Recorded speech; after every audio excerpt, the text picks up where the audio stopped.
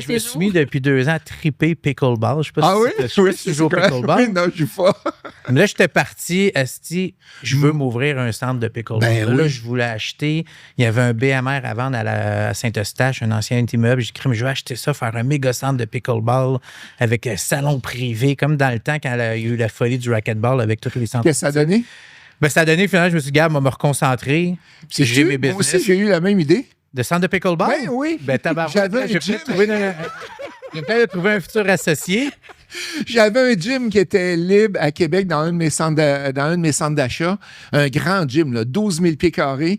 Fait que je commence... Là, tu commences à me réallumer. Là. Ouais, c'est ça. De vrai, là, c'est... Parce que j'y crois vraiment, mais là, j'avais pas trouvé de partenaire pour le faire avec moi, puis je ne vais pas faire ça tout seul.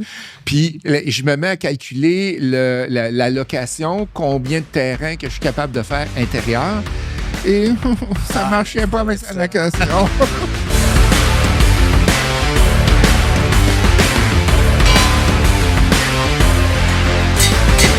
Merci d'être de retour à l'écoute de La Belle et la Bête de la construction, un balado réalisé par GSC. Moi, c'est Kathleen Labelle. Aujourd'hui, je reçois la bête Marc-André. Salut Marc. Kathleen, ça va? Ça va bien, toi? Ah oui, content d'être de retour. Moi aussi. Aujourd'hui, on reçoit quelqu'un que j'ai côtoyé quasiment chaque mois pendant je ne sais plus combien d'années, qui m'a même invité à faire des conférences dans ces événements qu'il organisait. On reçoit Ghislain Larochelle, donc je vais te laisser le présenter parce que c'est toi, prime abord, qui... Ghislain, oui, bon, tout le monde connaît, en tout cas, tout le monde connaît, beaucoup de monde connaît Ghislain de Imo Facile. Exact. Ghislain, oui. Bonjour. Bonjour. Merci d'être avec nous aujourd'hui. C'est un plaisir d'être avec vous aujourd'hui. Très contente de te recevoir. Oui. Écoute, on va tout de suite commencer... aborder le sujet je voulais savoir un petit peu tout ton parcours. Parce que moi, de ce que je te connais, je t'ai connu dans le temps, je voyais tes articles, tes chroniques dans le Journal de Montréal. Là, j'ai vu aussi que tu faisais même de la radio à Cube, mais tu as aussi tellement fait de projets, dont Imo Facile, puis je pense que tu te lances dans plein de projets. Là, j'aimerais ça un petit peu que tu nous réexpliques d'où tu pars un petit peu ta base. Là. Mais je suis né un certain mardi à ça. Non, c'est pas comme ça, tu veux que... Non, ça, c'est trop loin. Là. Je ne voudrais pas qu'on retourne dans l'âge de pierre. Là. Hey! Je suis ingénieur de formation et j'ai tout le temps eu le goût avec les immeubles, avec les bâtiments là-dessus. Et qu'est-ce qui m'a donné le goût d'investir en immobilier? C'est mon frère Francis qui, à 18 ans, a commencé à acheter des immeubles à revenus. Puis moi, je le regardais aller puis je disais... J'ai 2-3 ans plus vieux que lui. J'ai dit, « Hein, Francis, pourquoi tu achètes ça? Tu achètes des dettes? Voyons, ça n'a pas de bon sens. » Notre père nous a tout le temps dit de ne pas avoir de vieille mentalité, hein? La vieille mentalité, puis toi, tu fais complètement l'inverse. Il dit, Ghislain, il est comptable en passant. Okay. Il dit, Ghislain, il y a quelque chose que tu n'as pas compris.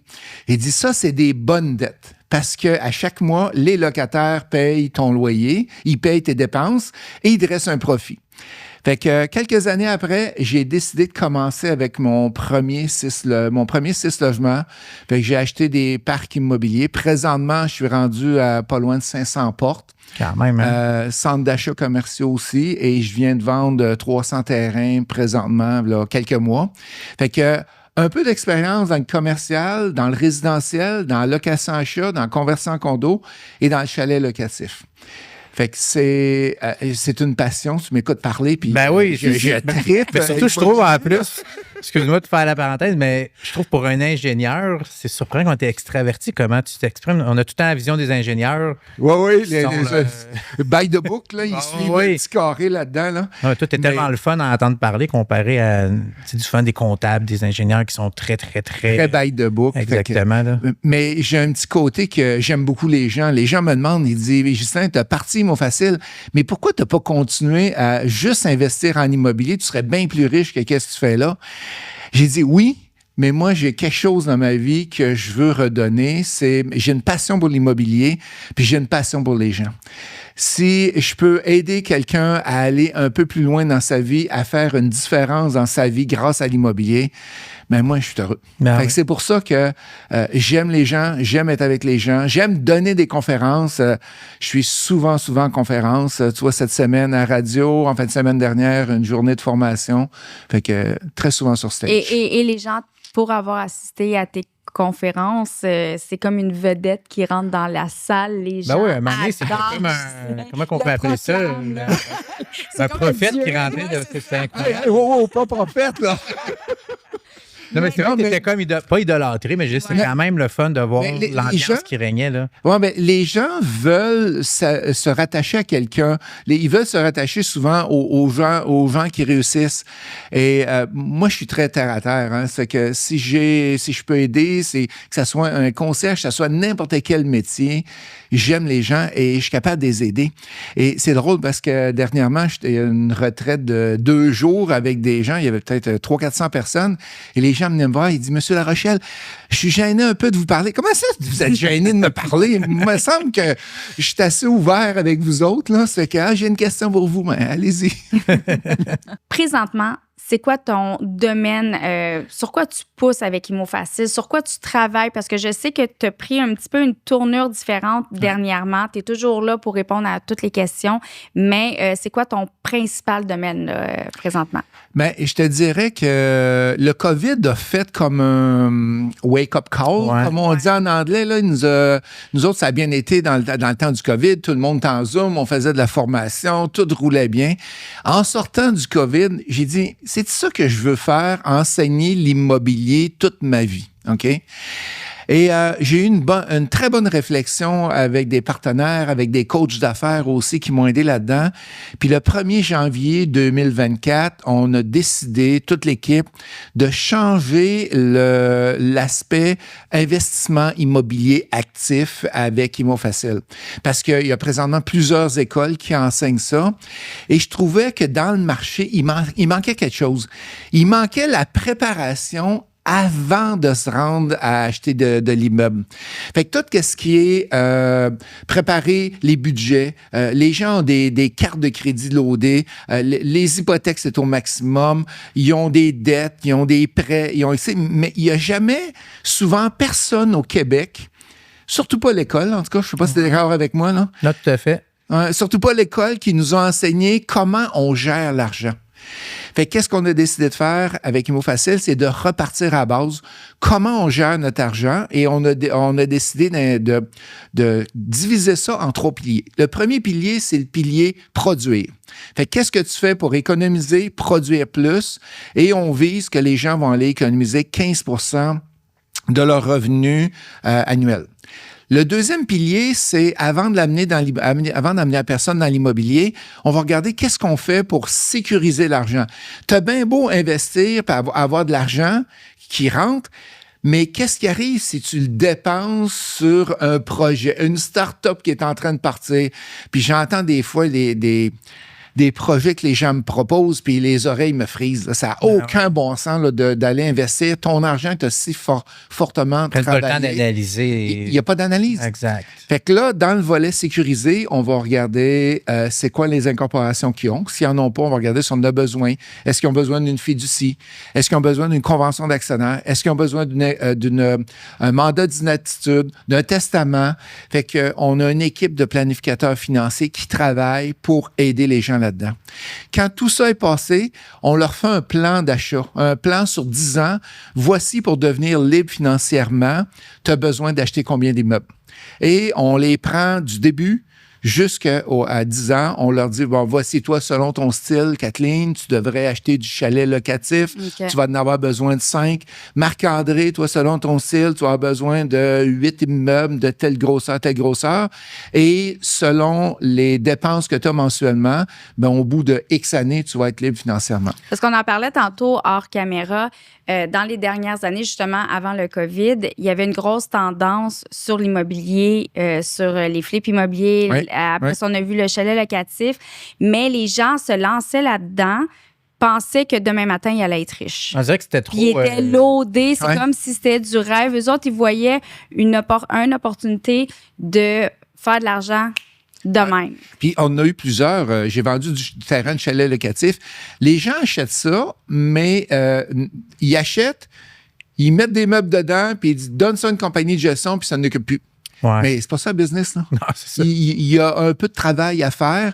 Il faut essayer d'automatiser, il faut essayer d'améliorer plusieurs choses. Puis là, quand les gens arrivent au pilier multiplié, ben là, on leur donne deux choix. Soit qu'on prend nos courtiers immobiliers qui vont te trouver des deals pour toi. On va te créer des deals clés en main, on va te les calculer, puis on va te les présenter. Ou tu y vas de ton côté et on va te montrer comment faire, puis on va te supporter pour être capable d'y arriver là-dedans. Fait qu'on a un support de 12 mois. Ben, Et c'est ça qui a c'est changé. différent. Hein? Avant, c'était genre juste passe à l'action tout de suite sans Oui, même être exact. prêt. À cette heure, c'est non, on va Ouais. t'aider à te préparer avant de dire go de passer à l'action. Comme tu me disais, souvent avant que les gens se rendent à l'étape de multiplier, de passer à l'action, ils vont des fois passer au moins 1 an de préparation. Souvent, il y a des 1 an. Des fois, il y en a qui vont le passer en 1 mois, mais ça dépend de la personne, sa gestion de l'argent. C'est Puis il y a ça. des fausses croyances aussi par rapport à l'argent, puis il y a des croyances limitantes qui empêchent les gens d'avancer. C'est vraiment le fun de voir comment tu as réussi à changer de direction, mais je trouve ça vraiment le fun. Ce qui se faisait pas justement dans Non. ce qu'on voyait. Là, je trouve ça. Le processus avant, puis tu sais, surtout tantôt, tu le disais, les gens arrivent, les cartes de crédit sont loadées, sont hypothéquées jusque-là, puis ils pensent que demain matin, en achetant un immeuble, qu'ils vont devenir riches, puis c'est pas du tout ça. Toi, tu vas chercher la stabilité avant l'analyse Exact. Ouais. pour leur permettre d'avoir une Ben, sécurité. c'est parce que les gens attendent dans les réseaux sociaux, tu es capable d'acheter avec $0. Mais moi, je suis capable d'acheter avec $0. Mais le défi qu'il y a, c'est que j'ai une préparation en arrière. Ben oui. Et mon argent est géré. Si j'ai besoin, on a eu un cas l'année dernière. La personne voulait acheter avec $0, elle avait trouvé un partenaire pour investir avec lui. Il n'était même pas capable de payer l'incorporation. Ben, c'est ça. Et là là. Imagine-tu, ça va loin. Il n'était pas capable de sortir 1 500$ pour l'incorporation. Fait qu'il avait mal été préparé, cette Tout personne-là. à fait. Ouais. Ben, nous aussi, on le voit un peu chez nous. Des fois, le monde, ils veulent se partir des compagnies de construction, Ouais. mais ils n'ont même pas d'argent, eux autres non plus, pour soit payer une incorpo, soit payer leur formation. C'est comme, commence à te préparer avant. Tu ne vas pas dire demain matin, je me pars de quoi, puis j'ai même pas. Ils vont vouloir couper sur des choses qui sont essentielles, justement comme l'incorporation. Tu sais, les entrepreneurs en construction, 3/4 du temps, ne veulent pas payer pour l'incorporation. Convention d'actionnaire. Tu sais, on a reçu Aïe. justement nos avocats, partenaires avocats, ne veulent pas payer pour la convention d'actionnaire, mais ça doit être fait avant de tout partir ça, parce que si dans 1 mois, la chicane pogne, parce qu'on ne sait jamais avec qui qu'on se part, Ouais. ça va plus mal de ce côté-là. Mais là. la préparation, Kathleen, c'est dans n'importe quoi. Hein? Ouais. Si tu es bien préparé dans ta vie, si tu es bien préparé pour construire ta maison, pour te partir en business, ça va tout le temps bien aller. Ouais, Ou presque. Là. Il peut y avoir des défis, mais au moins, tu passes un bon pied. tout à fait. Souvent, on voit les entrepreneurs font de l'argent. Puis on avait comme une belle petite phrase qui était composée qui disait ton entreprise te rapporte, tu fais de l'argent, mais pendant que tu dors, est-ce que ton argent travaille aussi fort que toi pendant que tu dors, tu sais? De ce côté-là, t'aurais-tu comme un conseil à donner à quelqu'un qui voudrait se partir dans l'immobilier, qui a les sous pour se partir dans Tu l'immobilier? fais plus de façon passive, justement. Exactement. Là. Parce que les entrepreneurs en construction, ces gens-là, ça travaille, c'est incroyable. Ils mettent beaucoup d'heures dans leur métier. Mais souvent, quand je les rencontre, ils me disent, ben, j'ai pas de temps, Ghislain, je suis pas capable d'aller investir en immobilier. Il faut que je m'occupe des portes, il faut que je m'occupe de construire, il faut que je m'occupe de rénover. Hey, ça marche pas, là. Moi, je me concentre à 100% jusqu'à ma retraite sur ma job. Mais qu'est-ce qu'il faut qu'ils fassent? C'est un peu comme tu dis, c'est d'aller prendre l'argent qu'ils font, et d'aller investir dans de l'immobilier passif. Fait que tu te regroupes avec d'autres personnes qui vont gérer les immeubles, qui vont s'occuper de tout. Tu prends de l'argent, tu l'investis dedans et tu as un rendement qui t'est donné chaque mois. Exact. Fait que c'est pas comme un CPG que tu as 0,1 ou 1% par annuel. Là. Fait que tu investis dans l'immobilier, c'est juste que tu n'es pas 100% propriétaire. Mais si tu acceptes de faire ça, il y a plein d'opportunités qui peuvent arriver parce que il y a tout le temps des groupes qui vont se monter sur différents projets et tu es capable d'investir là-dedans. Si tu veux faire de l'immobilier pour toi-même, qu'est-ce que je veux aussi dans les entrepreneurs en construction, c'est qu'ils vont faire la rénovation, ils vont construire pour d'autres, puis ils vont se construire un immeuble. Faire la rénovation, construire, ils vont se construire un immeuble.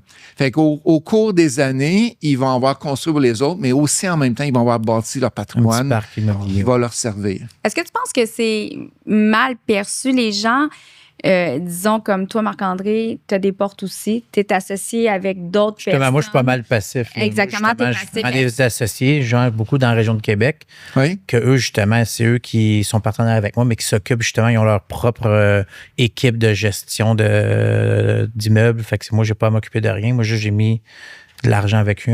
Mais est-ce que c'est mal perçu? Est-ce que les gens ont peur de s'associer dans l'immobilier avec d'autres personnes, justement, comme Marc-André a fait? Est-ce que les gens préfèrent, mettons, comme tu disais, avoir leur propre porte toute seule ou c'est le contraire, peut-être qu'ils devraient s'allier d'associer pour pouvoir monter un parc immobilier? C'est quoi le... C'est une excellente question.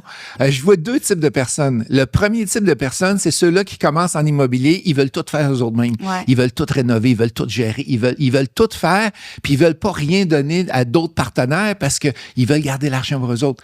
Mais quand tu regardes un Marc-André comme on a ici, comme Marc-André ici, Ou toi, Ghislain. ou moi, on a de l'expérience, on est des hommes d'affaires, puis on sait qu'on ne peut pas être bon dans tout. Exact. OK? Moi, je suis pas bon dans la gestion d'immeubles. OK? Je le sais, fait que je gère aucune de mes portes. J'ai des gestionnaires qui le gèrent. Il faut aimer ça aussi, parce que c'est pas juste être Exactement. bon, parce que moi, C'est ça. j'haïs d'avoir un deal avec des C'est ça. locataires. Fait que il y a 2 types de personnes, comme je disais. Fait que tu as les gens qui débutent et tu as les gens qui veulent avoir, je dirais pas la paix, mais pas être dans l'opération directe. Plus la tranquillité. La tranquillité. Et tu vas regarder une personne qui va faire du partenariat contre une personne qui veut tout acheter lui-même. Puis moi, je l'ai donné au cours des 17 dernières années avec Imo Facile. Je les ai toutes regardées. Lequel vous pensez qui a le plus de parcs, qui a le plus de de valeur? portes à la Celui fin. qui est associé. Celui qui est associé. Parce que justement, moi, je suis pas aussi expert que toi, mais moi, ce que j'ai remarqué dans ma situation, Ouais. si j'aurais fait les choses moi-même, peut-être je me serais bâti un triplex, un siplex, des choses Ouais. comme ça. Ouais. Mais là, en me mettant avec des partenaires, on est comme 3 partenaires à Québec, Ouais. on a pu acheter un 100 logements à la place à 3. Wow! Puis justement, j'ai l'impression aussi que les prix, quand tu arrives dans ces Oui. genres d'immeubles-là, sont pas mal plus intéressants. Ben oui, Fait que là, c'est on a sûr. réussi à faire une pas mal meilleure affaire, là, justement. Là. C'est ça qui peut être intéressant. Là. Puis en fait, tu as commencé aussi par la base. Tu as commencé, sûrement comme peut-être toi aussi à tes débuts, Ghislain, tu as commencé par acheter des maisons unifamiliales que Ouais, tu au début, louais. c'est ça, exact. Puis là, tu t'es rendu compte que le rendement n'était pas nécessairement... Beaucoup d'efforts aussi. Beaucoup d'efforts. Puis je me suis rendu compte que surtout quand j'ai juste une maison en location, si ce locataire-là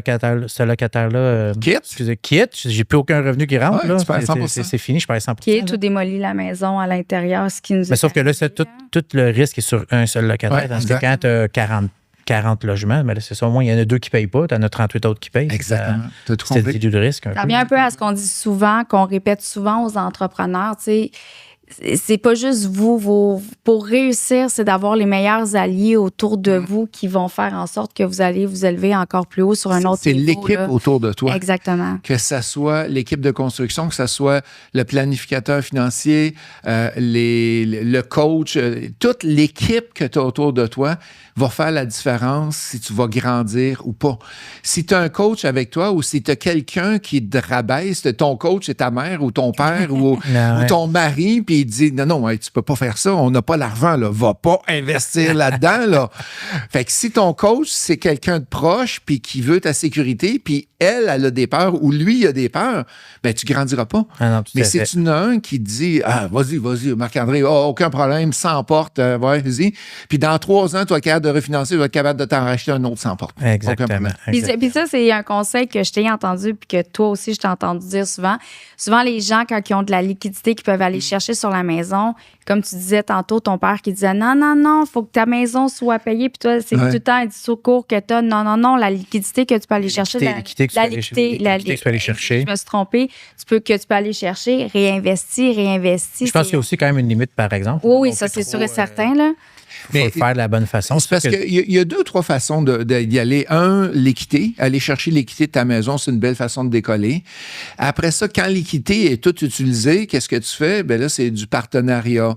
Là, tu deviens un peu plus créatif. Parce que les gens vont dire, moi, je n'ai pas besoin d'Imo Facile ou des autres écoles de formation pour apprendre l'immobilier. J'ai de l'équité sur ma maison. Fait qu'ils partent, ils vont acheter un immeuble, souvent pas bien calculé. Ouais. Bien calculé. Ils achètent leur premier immeuble. Puis après ça, ils n'ont plus d'équité. Ça se taille là. Ça se taille là. Là, ils ne savent plus quoi faire. Là, qu'est-ce qu'ils font? Là, ils viennent nous voir. Alors, qu'est-ce qu'on fait pour acheter le prochain? Fait que là, on regarde qu'est-ce qu'ils ont fait. Malheureusement, je pense qu'il va falloir que tu le vendes. Non, c'est pas un bon achat. Fait que là, on réussit à le sortir de où ils sont mis. Et là, après ça, on monte les autres techniques pour être capable d'avancer. Pendant que tu es là, vu que je te considère quand même pas mal un expert en immobilier, là, on peut-tu reparler un peu? C'est vraiment un gros sujet, là, la crise du logement. Qu'est-ce que tu as à dire sur ce sujet-là qu'on entend souvent parler, qui manque de logement? Il y en a qui disent, ben non, finalement, il n'en manque pas tant que ça. Ça dépend dans quel créneau on se trouve. Je sais qu'on avait un petit peu discuté, mais j'ai l'impression qu'on en reparle pour les auditeurs. La crise du logement, on dit qu'il manque de logement. C'est vrai et c'est pas vrai. OK? Fait que là, je sais qu'ils vont me faire tirer des tomates, là. Mais la vraie raison, la raison en arrière de ça, c'est qu'il manque de logements abordables. Et quand je parle d'abordable, là, je parle pas des logements de 1500 et plus. Là. Je parle de en bas de 1000, en bas de 1200. Tout dépendant des régions, il manque de ce type de logement-là. Mais quand on regarde dans la construction neuve, fait que moi, dans les 3 dernières années, j'ai construit pas loin de 200 portes. Et ces logements-là, c'est tout entre 1500 et 2700 que je vais louer. C'est parce que tu n'as pas le choix, c'est parce que c'est les coûts de construction. C'est les coûts de construction. Je peux pas louer un logement au 4e étage d'un immeuble sur le bord du fleuve à 1200 $. Hein. Avec les coûts de construction, c'est un 5,5, le parking souterrain, le garage, tout est inclus. Et je suis pas capable de le louer.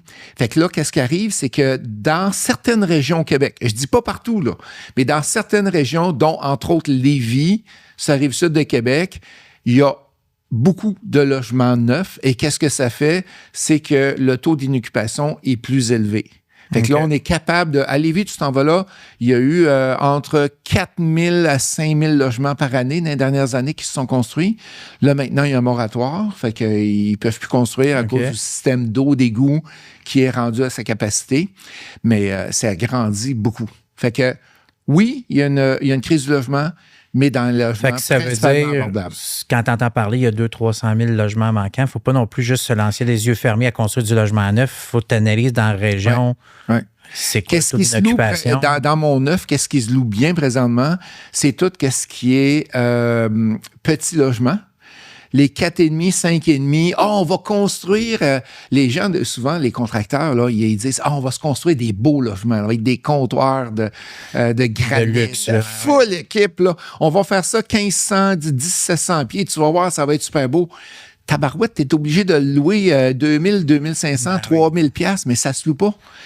Qu'est-ce qui qu'on appelle abordable? Ouais, qu'est-ce qui se loue plus? C'est le petit logement. Ouais. Des petits 3,5, des lofts, des petits 4,5. Et c'est principalement ça. Là, j'ai environ 160 portes à construire dans les 2 prochaines années. Et c'est ça que je veux faire. Fait que je diminue la grosseur des logements pour qu'ils deviennent plus abordables. Oui, c'est plus petit, mais les gens sont capables de se le permettre. C'est là qu'elle la demande. C'est une des raisons? Parce que là, de plus en plus, la tendance, on voit, mettons, justement, les logements qui coûtent 2000 en montant, qui ont le poêle, le frigidaire, d'inclus laveuse sécheuse. C'est-tu pour donner une plus-value vu que le logement coûte plus cher ou pourquoi? Parce qu'on voit vraiment une grosse tendance où que les électros sont inclus dans Oui, de plus en plus, le marché du neuf va inclure ça, va inclure l'Internet, les 5 électroménagers à l'intérieur. Fait que c'est moins compliqué à gérer. Mettons, tu te construis un 200 logements, là, un 13 étages, puis tu te retrouves que des fois, tu fournis les électroménagers, des fois, tu ne les fournis pas. Crime, tu as besoin d'une salle, tu as besoin d'un entrepôt pour mettre les frigidaires, les poêles, les sortir de là, les remettre dedans.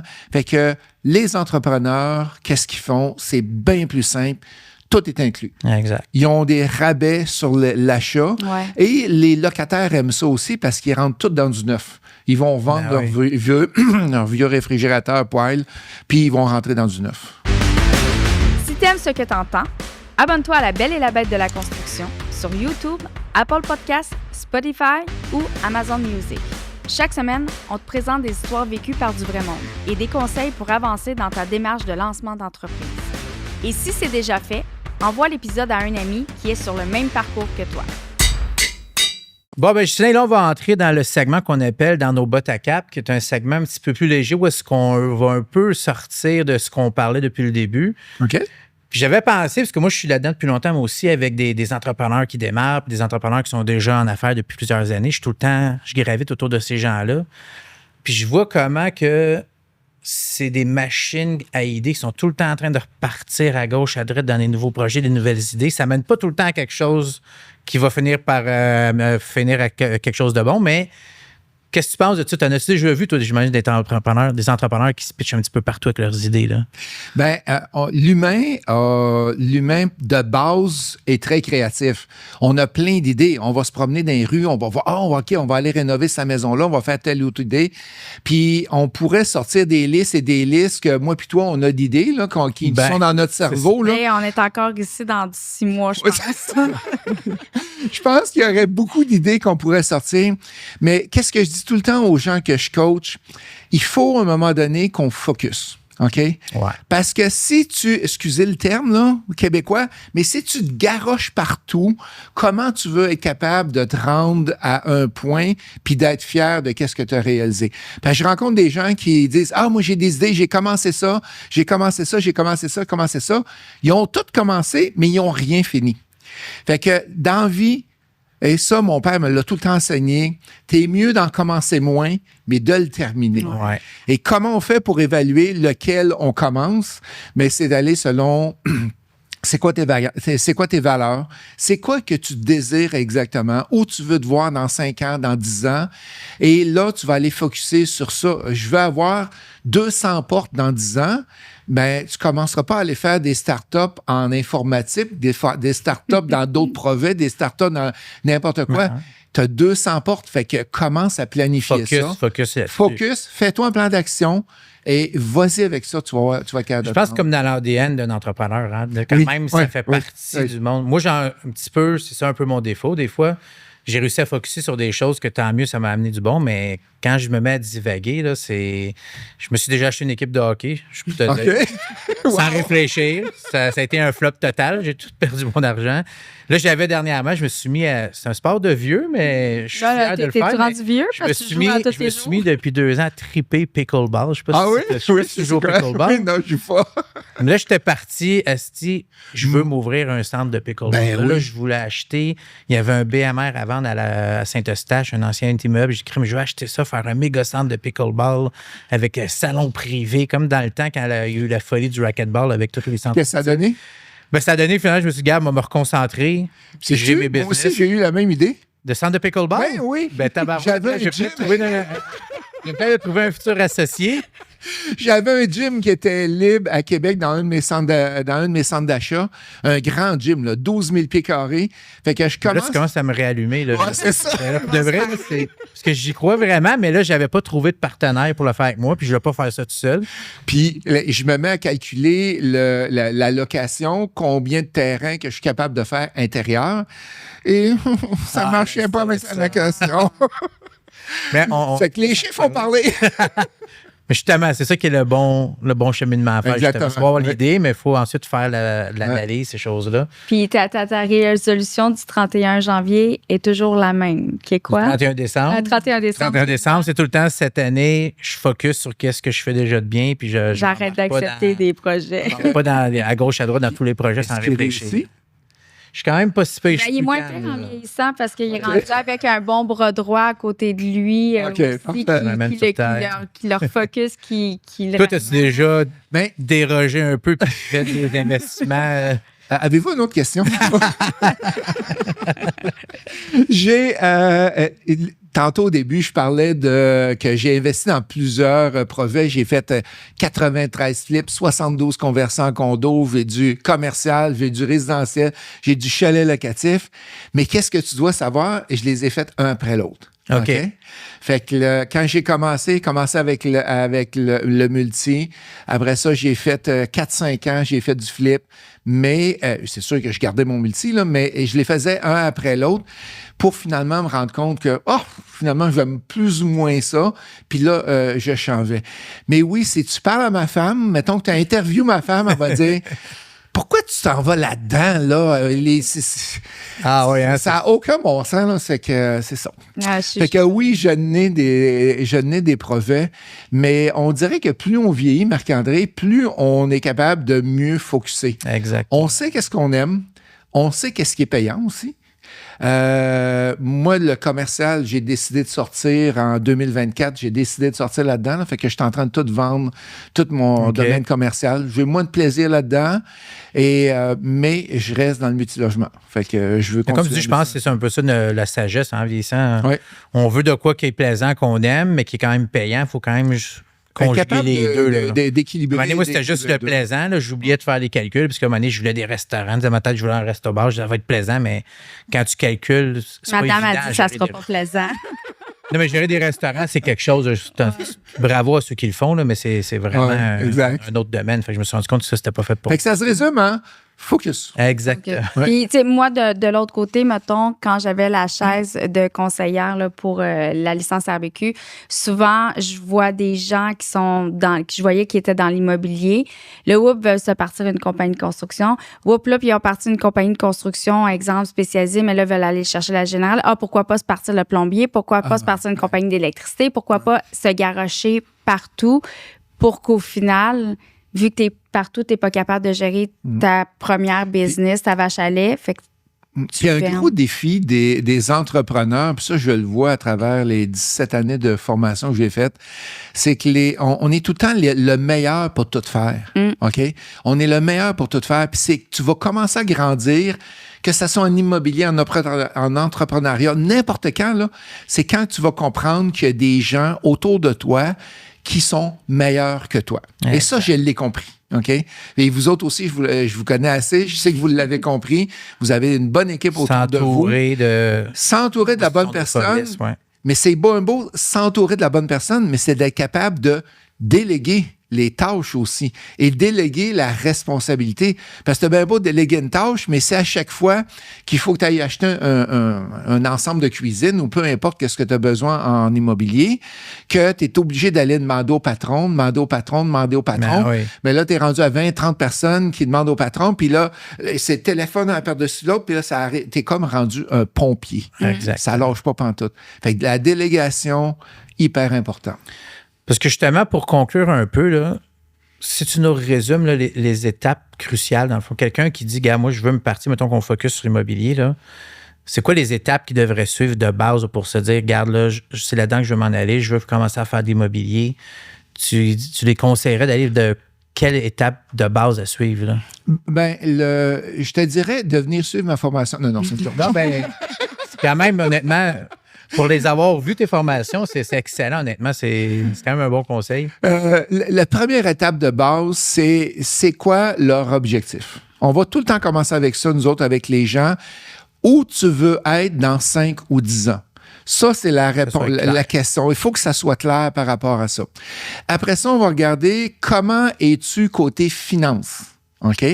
Tout le côté, puis je parle pas juste de financement, là, je parle de gestion de l'argent, les croyances limitatives par rapport à l'argent, de où tu es rendu là-dedans.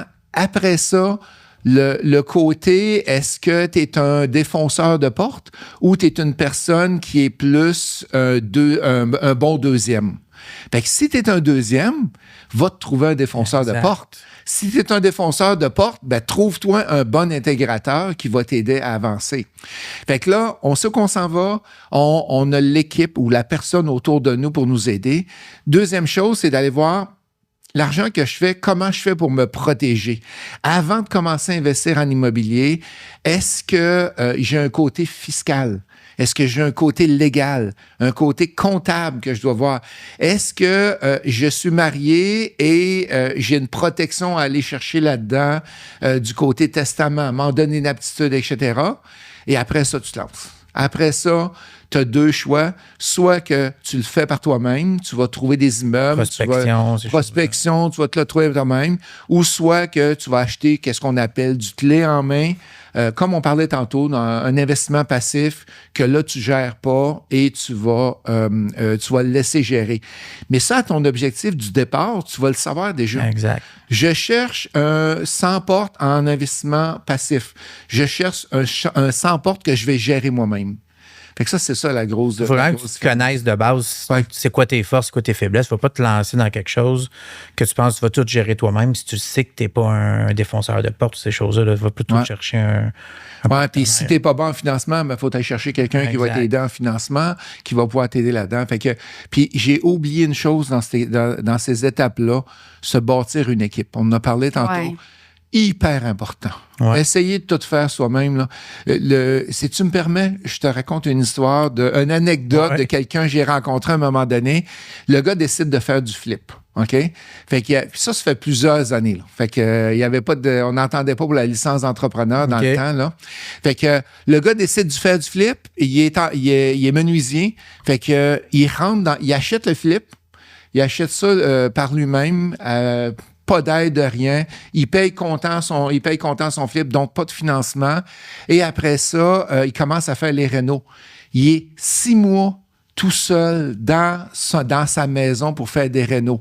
Il fait un 40-50 000. Il en fait 2 par année. Il fait 80 000. Puis là, la dernière fois, je l'avais vu, il voulait aller chercher son cours de courtier immobilier pour plus avoir à dépendre de personne. Okay. Il dit « Hey, buddy! » Si tu te fais aider par un entrepreneur avec toute son équipe, tu vas faire ça en dedans de 3 semaines, un mois. Tu vas en faire 12 par année au lieu d'en faire juste une. Oui, tu ne feras pas 40 000, tu vas peut-être faire 20, 30 000, mais tu vas en faire 12 par année.